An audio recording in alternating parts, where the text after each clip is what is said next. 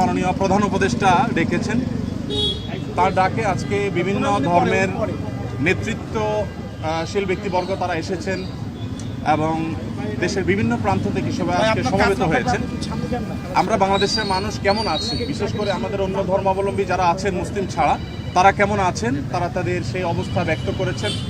তো আমরা লক্ষ্য করেছি যে এখানে আমাদের মধ্যে আলহামদুলিল্লাহ চমৎকার ধর্মীয় সম্প্রীতি বজায় আছে।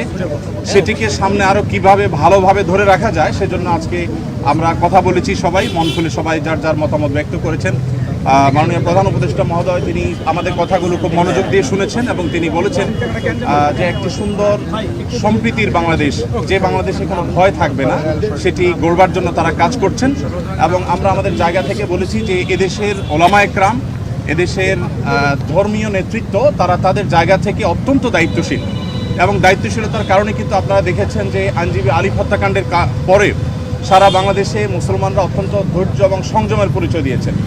বিগত সরকারের শেষের দিকে আপনারা দেখেছেন ফরিদপুরে দুইজন মসজিদের নির্মাণ শ্রমিককে অত্যন্ত নির্মমভাবে অন্য ধর্মাবলম্বীরা হত্যা করার পরও গোটা দেশের মুসলমানরা অত্যন্ত সংযমের পরিচয় দিয়েছেন। আমরা এটিকে যেমন সাধুবাদ জানিয়েছি, ঠিক তেমনিভাবে এটিকে ধরে রাখবার জন্য সংগ্রাম চালাচ্ছি।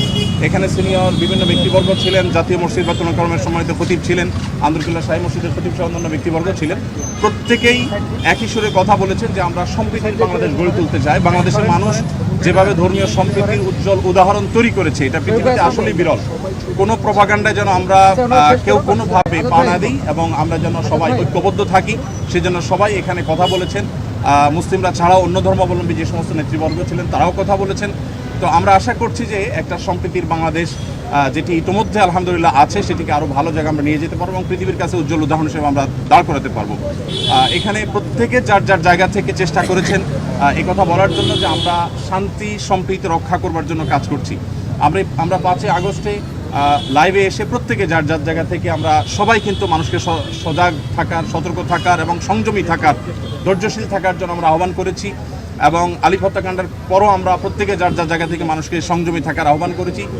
ইসলাম আমাদেরকে অন্য ধর্মাবলম্বীর ব্যাপারে যথেষ্ট দায়িত্বশীল আচরণ করতে বলে। আমাদের প্রিয় নবী সাল্লাল্লাহু আলাইহি সাল্লাম আমাদেরকে মানুষ হিসাবে অন্য ধর্মাবলম্বীদেরকে মর্যাদা দিতে শিখিয়েছে এবং সেই শিক্ষা ধারণ করবার কারণে বাংলাদেশের মানুষের মধ্যে সাম্প্রদায়িক সম্প্রীতি তৈরি হয়েছে। আমরা আমাদের আশেপাশের বিভিন্ন জায়গা থেকে সাম্প্রদায়িক সম্প্রীতির যে নাসিহা শুনে থাকি, উপদেশ শুনে থাকি, সেই সমস্ত জায়গায় যখন দেখি যে সংখ্যালঘুরা নির্যাতিত হচ্ছে, আঘাতপ্রাপ্ত হচ্ছে এবং দলে দলে তাদের উপাসনাগুলো ভাঙা হচ্ছে, আমার মনে হয় সেই জায়গাটাতে আমাদের মনোযোগ দেওয়া দরকার।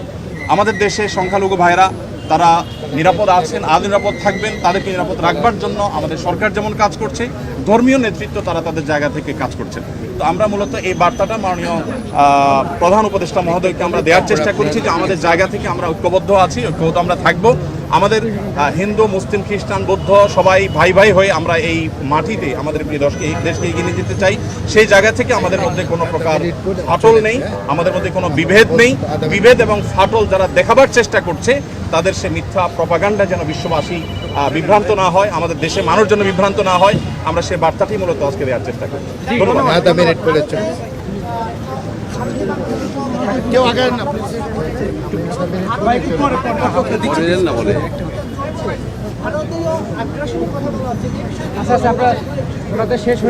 এ বিষয়ে আমার পাশে আব্দুল্লাহ বিন আব্দুর রাজ্জাক আছেন, উনি ওনার বক্তব্যে বলেছেন, আরো বক্তারা বলেছেন ভারতে বিশেষ করে আমাদের সেখানে যে সমস্ত সংখ্যালঘু নির্যাতন হচ্ছে আর সেখানে যে সমস্ত সহিংস ঘটনা ঘটছে, যেমন এই যে উপ হাইকমিশনের কথা আপনি বলেছেন, এগুলোর কারণে আসলে আমাদের কথা বলা দরকার। আমাদের রাষ্ট্রীয়ভাবে মাননীয় প্রধান উপদেষ্টা মহোদয়কে বলা হয়েছে যে তিনি যেন তার জায়গা থেকে, সরকার জায়গা থেকে কথাগুলো বলেন।